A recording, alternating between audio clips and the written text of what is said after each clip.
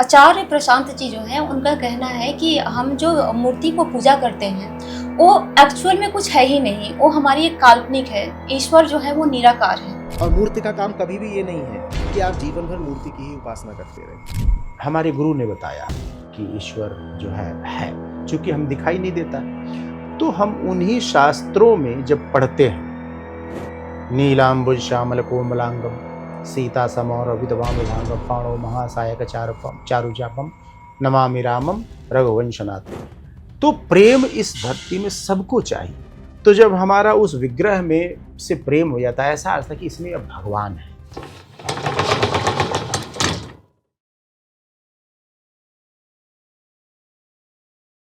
Sir, मैं YouTube पर एक वीडियो देख रही थी, आचार्य प्रशांत और ध्रुव राठी का। हालांकि वीडियो 2 साल पुरानी है, लेकिन वीडियो मैंने अभी देखा तो मुझे लगा कि इस पर सवाल करनी चाहिए, क्योंकि ये वीडियो जो है धर्म से जुड़ी हुई है, जिसमें आचार्य प्रशांत जी जो हैं, उनका कहना है कि हम जो मूर्ति को पूजा करते हैं, वो एक्चुअल में कुछ है ही नहीं, वो हमारी एक काल्पनिक है। ईश्वर जो है वो निराकार है।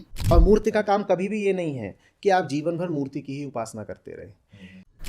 और इस वीडियो के बाद में मैंने उस पर बहुत सर्च की जब वीडियो पर, तो उसमें बहुत सारे देखे कि अलग अलग यूट्यूबर या अलग अलग लोगों ने अपना अलग अलग पॉइंट ऑफ व्यू दिया हुआ है। किसी ने कहा कि आकार निराकार दोनों की पूजा हो सकती है, किसी ने अपना अपना अलग अलग तरीके से बात माना है।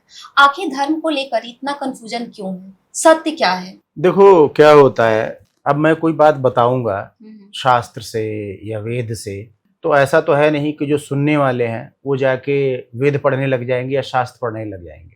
कभी कभी हम जीवन की कुछ बेसिक चीजें होती, बेसिक क्वेश्चन है ये। और जानते कन्फ्यूजन क्यों आता है? जब हम अपने बारे में या अपने कल्चर के बारे में या अपने धर्म के बारे में बिल्कुल ABCD भी नहीं जानते, तब ये प्रॉब्लम शुरू होती है। ये इतना बेसिक चीज है, निराकार और साकार। अभी मैं पूछूं तुमसे कि तुम निराकार हो या साकार हो, क्या बोलोगी बताओ? मैं तो साकार हूँ। निराकार नहीं हो? मेरे अंदर आत्मा और शरीर दोनों है सर। इसको जानती हो? जी। हर कोई जानता है, जी। वो किसी भी धर्म मजहब का हो, चाहे इस्लाम हो, रूह होती है, शरीर होती है, क्रिश्चियनिटी हो, कोई भी जितने भी धर्म है, आत्मा है, सब जानते हैं। कोई रूह कहता है, कोई आत्मा कहता है, और शरीर है। ये दोनों चीजें कन्फर्म है। अब आता है कि ईश्वर साकार है या निराकार है। ये जब आप भी साकार हो, आप भी निराकार हो, और हमें कहा जाता है हम भगवान के अंश हैं, हम भगवान के अंश हैं। भगवान पूर्ण है, हम अंश हैं। भगवान विराट है, हम सूक्ष्म हैं। एक ही जगह यहाँ यहीं पे स्थित है। भगवान एक समय में सब जगह विराजमान है, सर्वव्यापक है। हम सिर्फ इस रूम में बैठे हैं अपनी आत्मा।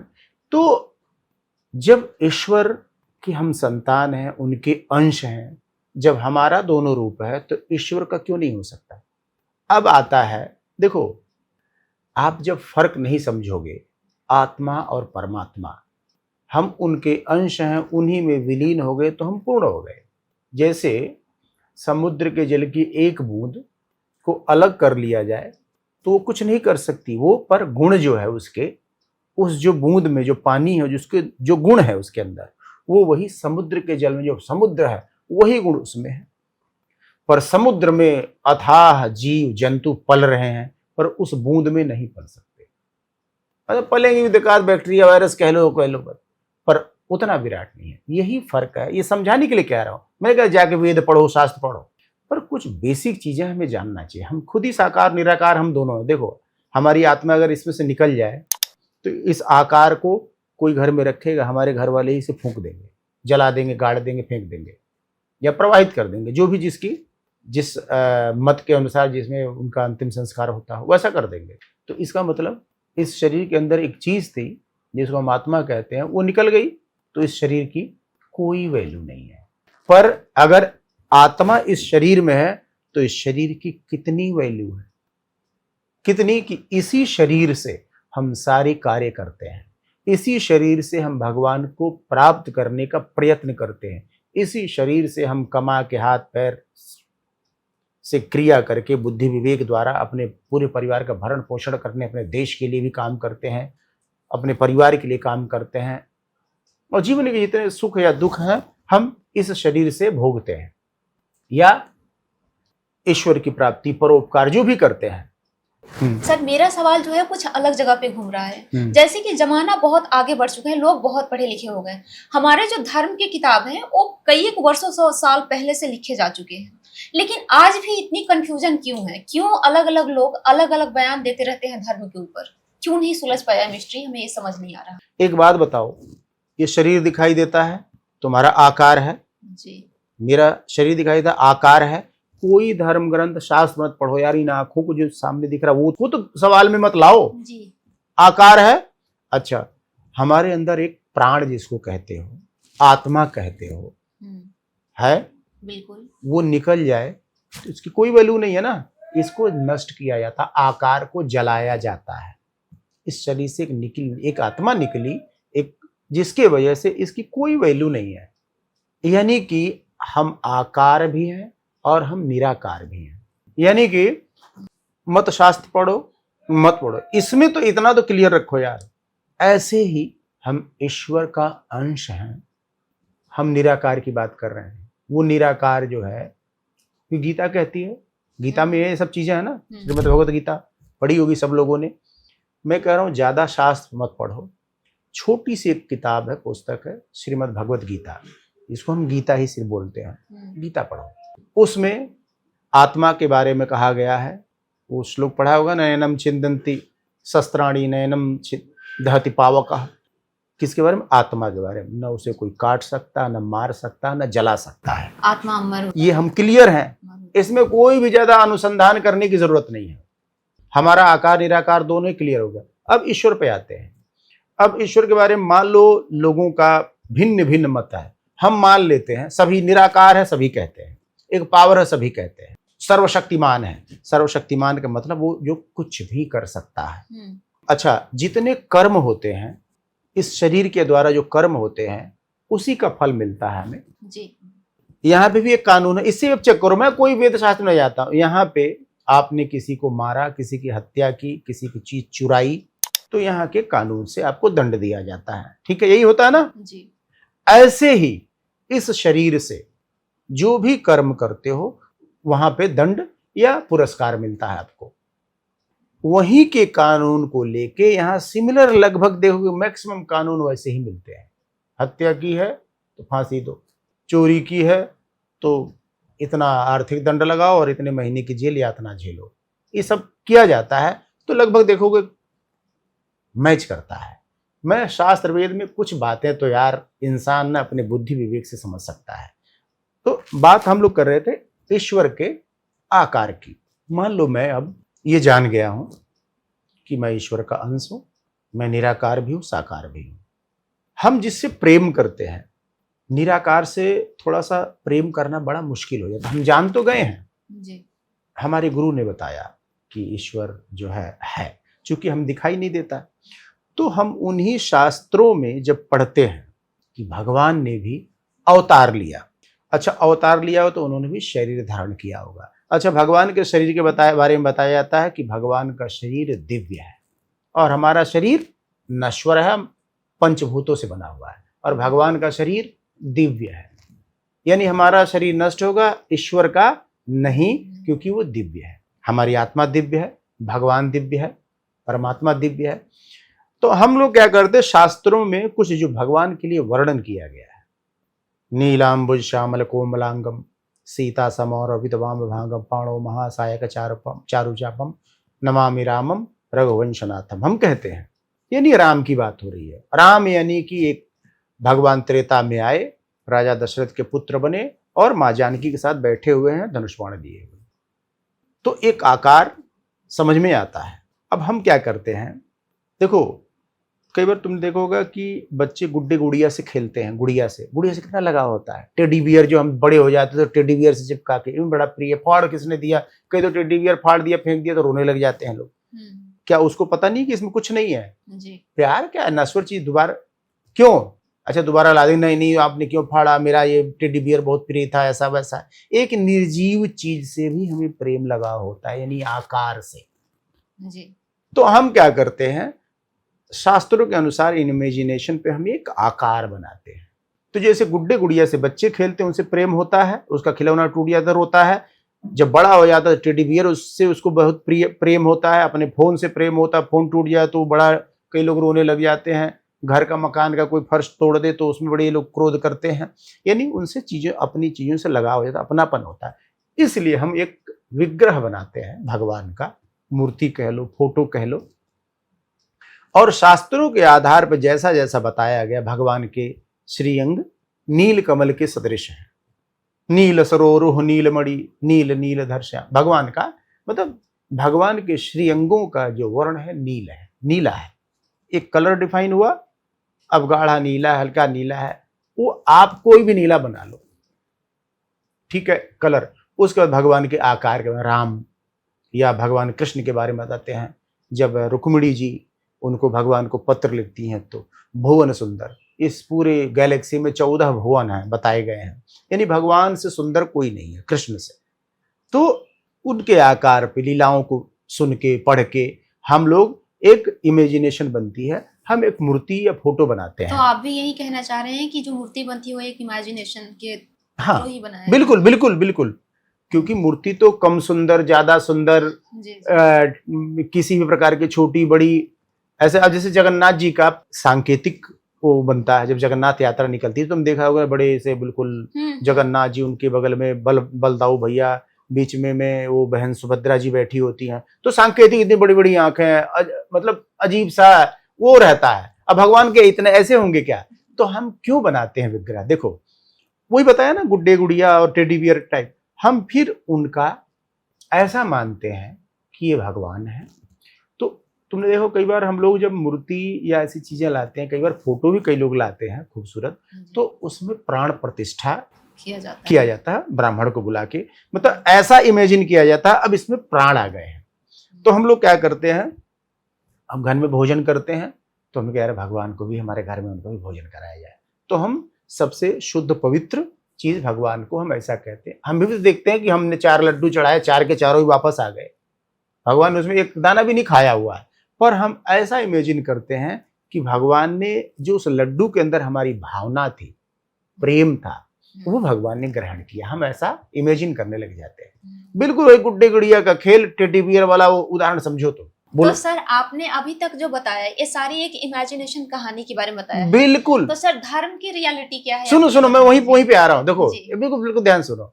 हम ऐसा करने लग जाते हैं, 1 दिन 2 दिन करते करते करते हमारा प्रेम, देखो प्रेम अभी आया ना, प्रेम एक ऐसा शब्द है जो दिखाई नहीं देता पर हमें चाहिए।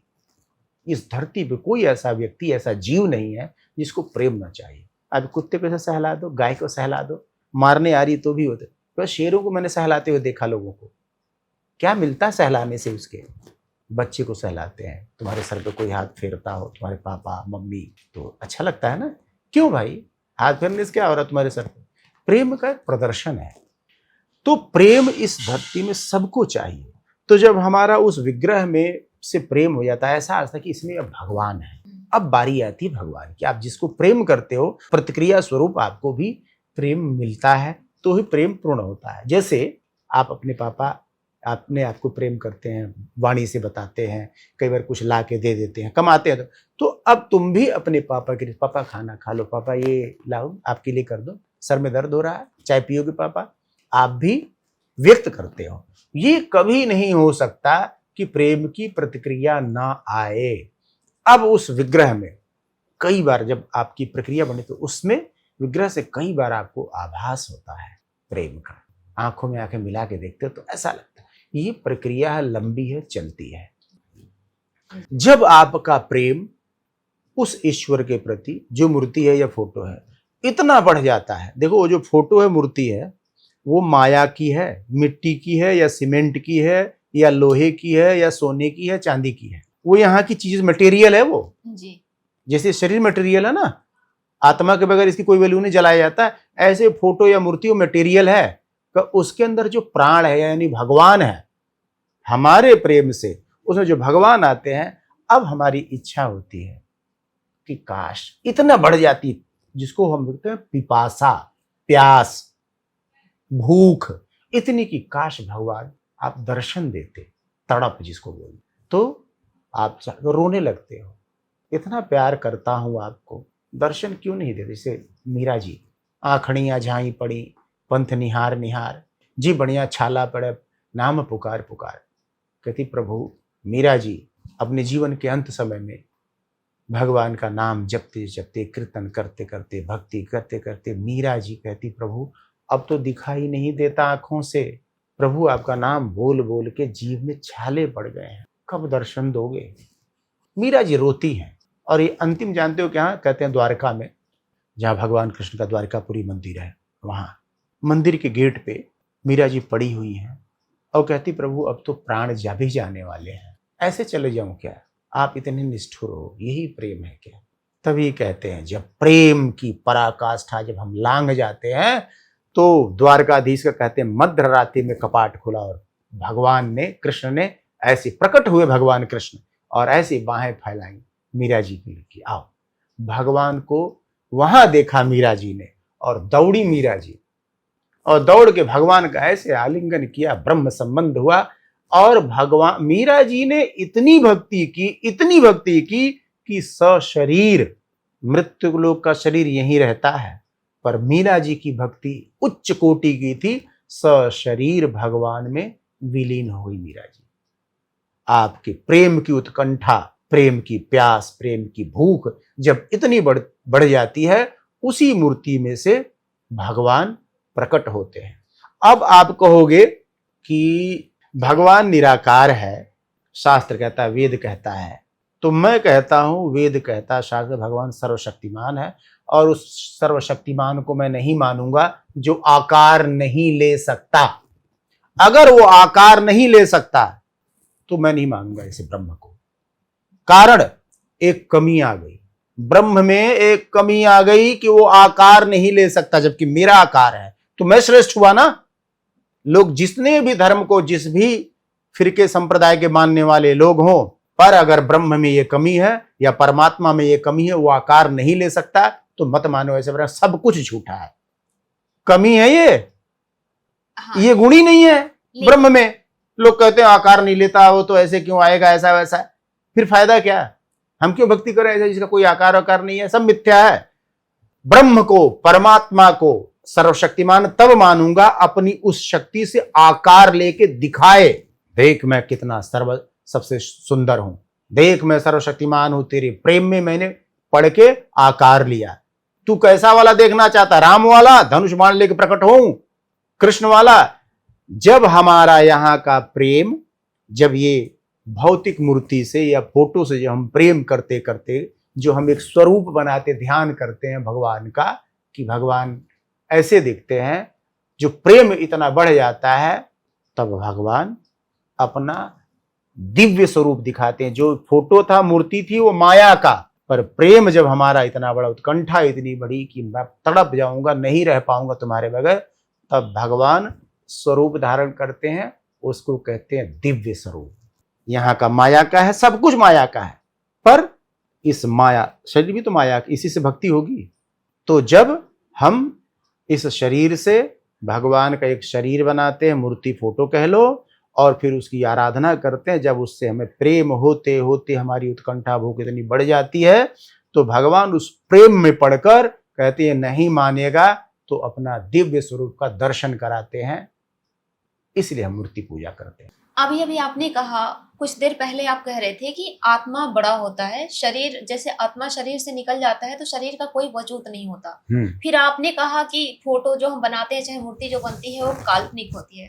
तो आपके नजरों में दोनों में कौन सा श्रेष्ठ है? सर आप दोनों कह रहे हैं कि आत्मा, पहले आपने कहा कि आत्मा बड़ा है, फिर आपने बाद में कहा कि आकार ले तो बड़ा होगा, तो आप दोनों में किसको बेस्ट? नहीं, तो बड़ा तो परमात्मा ही है, शास्त्र जो कहता है वो तो सर्वशक्तिमान है ना। मैंने उदाहरण नहीं दिया था, समुद्र का जल उदाहरण है ये। हालांकि समुद्र भी सीमित है, 7 समुद्र है, पर अथाह जल है, हमें नहीं पता कितना लीटर है, अथाह, कितनी गहराई अथाह। दूसरी बात, आपने धर्म को प्रेम से जोड़कर देखा। आपने कहा कि जो प्रेम होता है उसके बाद हमें लगने लगता है कि भगवान है, तो मतलब धर्म का वजूद क्या प्रेम से ही है? नहीं, धर्म ये नहीं है जी। जो मैंने बताया ये धर्म नहीं है। तो धर्म क्या है? धर्म, अरे तो साथ देखो, मैंने मूर्ति पूजन और इस पे मैंने ये बात की है, तो वही अब धर्म की रियलिटी। अब धर्म क्या है जी?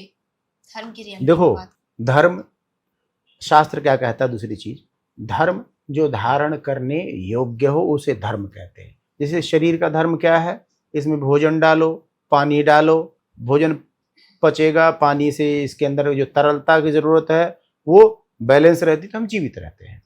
ऐसे ही आत्मा, देखो दंड मिलता शरीर को, आत्मा तो निर्लेप रहती है, वो आपको जीवन, वो शक्ति है आपकी, ठीक है।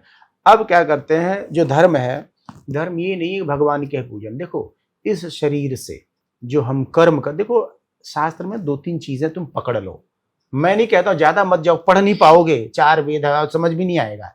ये बाबाओं के चक्कर में भी कम ही रहो, बहुत कम प्रमाणिक, आप पता ही नहीं लगेगा कि फर्जी कौन है असली कौन है। इसलिए मैं कह रहा हूं जो भगवान कैसे मिलेंगे ये पढ़ाता हो, जो विरक्त हो। ये संसार में जो आसक्त व्यक्ति, वो क्या भगवान की भक्ति आपको पढ़ाएगा, इससे अच्छा तो मैं ही पढ़ा दूं। आजकल तो लोग को सुनो, प्रभावित करना ही धर्म करना धर्म क्या, मैं तुम्हें समझाता हूँ। भगवान गीता क्या कहती है और रामायण क्या कहती है, रामचरित मानस और गीता से मैं बोलता हूँ। कर्म प्रधान विश्व करी राखा, जो जस करे सो तस फल चाखा। ये कौन कहता है, भगवान कहते हैं। यानी कर्म, कर्म कैसे, कर्म भी 2 प्रकार के, अच्छे काम और बुरे कर्म, ठीक है। यहीं से जोड़ लो ना, तुम मत जाओ शास्त्र में। बुरे कर्म करते हो तो यहाँ की सरकार, यहाँ का कानून आपको दंड देता है, बुरे कर्म करते हो तो वहां का भी सरकार, वो भी दंड मिलता है आपको, ठीक है ना। ऐसे ही गीता क्या कहते हैं, कर्मण्येवाधिकारस्ते फलेषु कदाचन, जैसे कर्म करोगे वैसे ही फल मिलेगा। दोनों शास्त्रों से पुष्टि होती है इस बात की कि कर्म ही जो है मनुष्य का धर्म है। अब आता है अच्छे काम बुरे काम, अच्छे कर्म बुरे कर्म।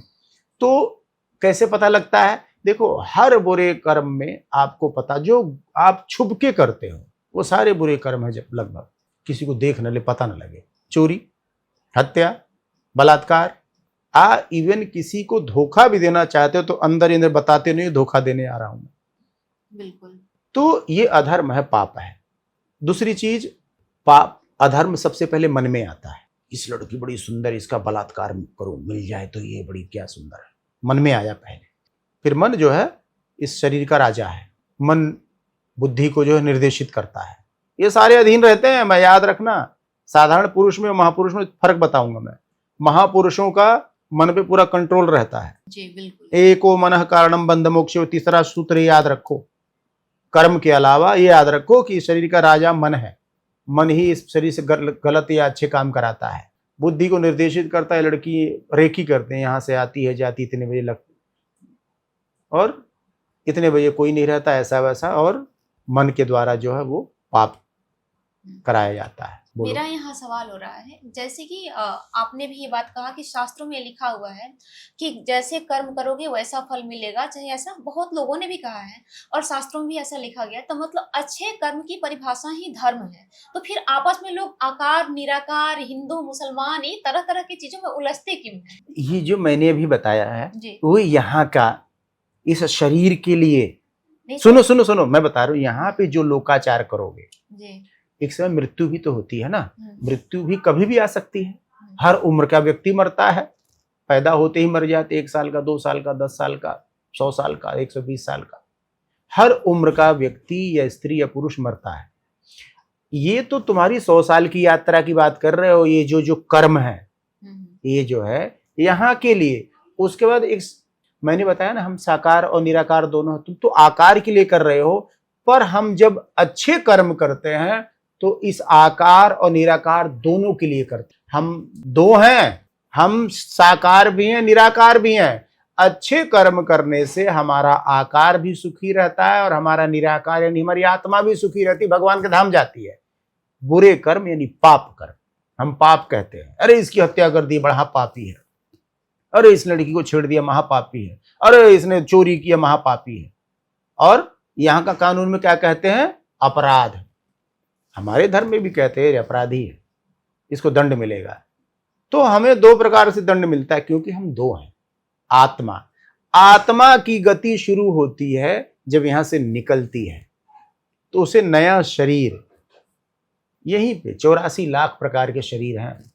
कितने तो हजारों प्रकार, लाखों प्रकार के तो समुद्र में जलचर हैं, ऊपर से इतने इस पे हैं, बैक्टीरिया, वायरस, जमीन के अंदर कीड़े मकोड़े, सब 84 लाख प्रकार के शरीर हैं, अब तुम लगा लो। उन्हीं में इस शरीर से जो तुमने मनसा वाचा कर्मणा, जो तुमने 3 प्रकार के कर्म होते हैं, जो भी कर्म किए हैं, जिससे भी पाप किए हैं, वो आपका शरीर भी भोगेगा और उसी के अनुसार आपको आत्मा को एक नया शरीर मिलेगा जिसमें नाना प्रकार के कष्ट भोगोगे। और हम जब पाप नहीं करते, सत्कर्म करते हैं, तो हमें मरने के बाद जो हमारा शरीर होता है या तो मुक्त हो जाता है, हम भगवान में को प्राप्त करते हैं और हमेशा आनंद, भगवान परम आनंद स्वरूप है, ऐसा वेद और शास्त्र कहता है। तो दो हमारे जो यात्रा है 2 प्रकार की है, एक शरीर की जब तक जीवित है और यहाँ से निकलने में जो आत्मा की है। तो आत्मा के लिए भी काम करो, तो उसका सबसे पहले होता है भक्ति। अब मान लो शरीर से गलत काम हो गए हों, पाप कर्म हो गए हों, उसका तो दंड मिलेगा। तो अब क्या करें, तो तुमने यहाँ का भी कानून, मैं वेद से भी शास्त्र नहीं रिलेट कर रहा हूँ, यहाँ के लोग कहते हैं जैसे के बाद कोई पाप कर दिया, किसी ने अपराध कर दिया, अरे इसने पकड़ा गया, चोर है, ऐसा वैसा है, मारा हो रहा, फिर लोन कहा, उसने हाथ पैर जोड़े, कहा आज के बाद कभी चोरी नहीं करूंगा, ऐसा संकल्प लेता है, तो लोग माफ कर देते हैं, क्षमा कर देते हैं। अब उसको उसकी कोई नहीं, क्षमा मिल गई उसको। ऐसे ही जब हमारे शरीर से जो पाप हो चुके हैं, कर चुके हैं, उसका दंड तो मिलेगा। तो हम क्या करते हैं, हम भगवान के पास जाते हैं, तो भगवान को हम पुकारते हैं। भगवान के हजारों नाम हैं, भगवान के सभी पवित्र नामों का हम जप करते हैं और ऐसा संकल्प लेके हम जप करते हैं, हे प्रभु अब हम जीवन में ऐसा पाप नहीं करेंगे जो जो हम पाप किए हैं। तो भगवान भी क्षमा कर देते हैं। हम बहुत डेली रोते हैं, गिड़गिड़ाते हैं, प्रभु क्षमा कर दो। तो भगवान करुणा निधान है, करुणा सिंधु है, तो हमें क्षमा कर देते हैं और कहते हैं जा मैं तुम्हें माफ करता हूँ। तो देवी देवताओं को सबको निर्देशित करते हैं, ये मेरा भक्त हो गया, अब ये कोई पाप नहीं करेगा, इसके पाप मैंने जला दिए, क्यों कहते पाप नष्ट हो गए। वो भगवान की पवित्र नामों के जप से, भक्ति से, और भगवान के पवित्र नामों का जप मतलब मन से, भक्ति मन के द्वारा की हुई भक्ति का ही आपको फल मिलेगा। मन के द्वारा की हुए आपका भगवान के पवित्र नामों का जप का ही फल मिलेगा, उसी से भगवत प्राप्ति होगी, क्योंकि मन शरीर का राजा मन है। एको मनः कारणम बंध मोक्षयो। ठीक है, आपने कहा कि मन से भक्ति करोगे तो ही उसका फल आपको मिलेगा। तो मन से भक्ति हम शरीर की क्यों, मन से भक्ति मन की भी तो कर सकते हैं। जरूरी क्यों है कि हम शरीर की ही भक्ति करें, किसी मूर्ति की ही पूजा करें? मन से भक्ति हम भगवान की कर सकते हैं, आत्मा की भक्ति कर सकते हैं ना।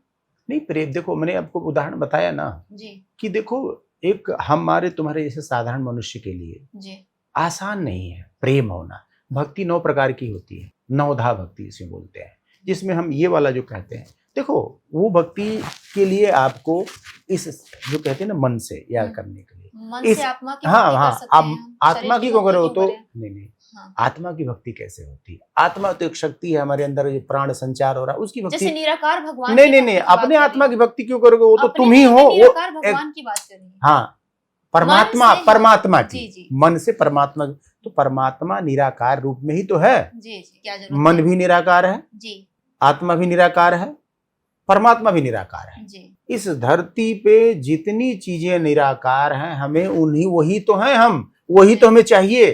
प्रेम, प्रेम का कोई आकार होता है क्या? वही, जी मैं भी यही कहना चाह रही हूँ। जितनी निराकार चीजें हम उन्हीं को तो प्रेम करते हैं। तो हमें सुनो। मूर्ति बनाने की आवश्यकता क्यों होती है, ये मेरा सवाल है सर। हम प्रेम क्यों बनाए, हम मैं ऐसे भी कर देखो सकते हैं। मैं बताता हूँ, जी हमारे शरीर का मन को ना आदत है आकार की, किसी रूप में अभ्यास है, देखने का किसी हाँ चीज को। हाँ, आदत है, उससे हम जल्दी से रिलेट कर पाते हैं। अभी मैंने बताया ना गुड्डे गुड़िया का खेल, ऐसे ही हम जीवन भर आकार में हमारा आसानी से हम रिलेट कर लेते हैं। ये मेरी पत्नी है, ये मेरे पिता है, ये हम पहचानते हैं ना, उन्हीं से प्रेम होगा हमें, दूसरे के पिता से ज्यादा प्रेम नहीं होगा, दूसरे की माँ से नहीं होगा, दूसरे की बहन, मेरा। तो ऐसे ही भगवान मेरे, जबकि हम जानते हैं भगवान सबके हैं। और क्यों है? ये सत्य है, क्योंकि एक पिता के विपुल कुमारा पृथक रूप गुण शील आचार, सबके एक ही हम पिता की संतान है, तुम भी सब कुछ न कुछ एक रिश्ता है, पर उसी ईश्वर की हम लोग सभी हैं संतान है। उसके लिए आपको एकांत शांति, जैसे ऋषि मुनि वन में क्यों जाते थे? वहां कुछ भी वहाँ उनके आर्टिफिशियल नहीं, वहां कुछ भी बनावटी नहीं, सब नेचुरल है। जी। हिंसक जानवर से लेके सब कुछ जानवर बनावटी नहीं होते। वहां जो चीज भी, हवा है, पानी है, पेड़ पौधे, सब नेचुरल, एक चीज बनावटी नहीं है, कोई भी चीज यहाँ। और जो यहाँ हम चूंकि गृहस्थ हैं, गृहस्थ भी भगवान की भक्ति कैसे करेगा? तो हमारे लिए शास्त्र निर्देशित करता है कि आप आकार से आसानी से रिलेट करते, इसलिए हमारे जो धर्मगुरु बताते हैं आप एक मूर्ति या फोटो की बना के पूजा करो तो आप आसानी से भगवत प्राप्ति कर सकते हो, भगवान मिलेंगे। अभी आपके बातों से ऐसा लगा कि आकार जो बनाया जाता है वो इंसान को कनेक्ट करने के लिए बनाया जाता है, वैसे निराकार की भी पूजा होती है। निराकारी, जी, हाँ, बिल्कुल बिल्कुल जी। बिल्कुल, हाँ। तो आपके नजरों में कौन सही है? लाइक जो आकार की पूजा करते हैं वो सही है, या निराकार की पूजा कर रहे हैं वो सही है, या दोनों सही है अपने जगह पर? देखो दोनों सही है। मैंने अभी तुम्हें बताया ना जी कि तुम साकार भी हो निराकार भी हो। जी जी परमात्मा निराकार रूप में सब जगह है, यहाँ भी है जहाँ हम बैठे हैं। वो प्रहलाद वाली कथा नहीं सुनी थी जी, कि इस खंभे में भगवान है क्या तेरा? जी जब हिरण्यकश्यप मारता गदा से तो भगवान करते हैं हाँ देख यहाँ भी है। जी प्रूफ करते, देखो हम शास्त्रों से यही प्रूफ होता है, जी भगवान सर्व जगह है। तो हम यहाँ भी कहीं भी हम पूजा करने के लिए कोई थोड़ी मैं कह रहा हूँ मथुरा वृंदावन ही जाओ, यही करो। सबको अपने घर में ही भगवान मिलते, कुटिया में। ऋषि मुनियों को कहाँ मिले? जंगल में मिले, वन में मिले भगवान। जहाँ नहीं जो बेचारे आ पाए तो भगवान स्वयं चल के गए रामावतार में। जहां मर्जी बुलाओ। द्रौपदी को बुलाने के लिए भगवान हस्तिनापुर जब उसका चीरण अरुण तो वहां आए भगवान, और भगवान ने वस्त्र का स्वरूप धारण किया, वस्त्र अवतार। एक बार आप उन दर्शकों को भी मैसेज क्या देना चाहेंगे जो लोग हमेशा बड़े बड़े तीर्थ यात्रा पर जाके भगवान को ढूंढते हैं, उनको आप क्या कहना देखो चाहेंगे? तीर्थ यात्रा इसलिए करनी चाहिए, जी वहां पे भगवान ने और भगवान के अंशों ने आके वहां लीला की है। जी तो हम ऐसा वहां की भूमि तो थोड़ी उठा के ले जाओगे, बदल जाओगे सब जी। चीज। बिल्डिंग मकान मंदिर तो सब उस काल के थे खत्म हो गए, पर वो भूमि शुद्ध मानी जाती है क्योंकि वो जमीन नहीं बदली, वो वही है आज भी। पेड़ पौधे भी अदल बदल गए, पर इसीलिए हम लोग जो है तीर्थ यात्रा कर रहे हैं। तीर्थों की आत्मा देखो, शरीर तीर्थ का ना स्वरूप मत देखो बहुत गंदा है खराब है। तीर्थ की आत्मा शुद्ध होती है क्योंकि वो भूमि वही है जहाँ पे भगवान ने आके लीला की, अपने चरण रखे मैं हैं, उस इसलिए हम जगह की जाते बात हैं। नहीं कर रही हूँ, मैं लोगों की बात कर रही हूँ जो लोग जा करके पहले भगवान को ढूंढते हैं। और सर आपको क्या लगता है, क्या हमें अपने आप को सुधार करने के लिए सिर्फ तीर्थ यात्रा पर जाना जरूरी है, या अपने मन को सबसे पहले सुधारना मैं तुम्हें कहता हूँ अगर समय मिले, जरूरी आपके पास सुविधा है है? जी तो अवश्य जाना चाहिए। अगर नहीं भी जाते हो, मैं कांटा मार दूं, ये घर में भगवान को भक्ति करो, घर में ना मिले यहीं तो मेरा नाम बदल देना, यही घर में।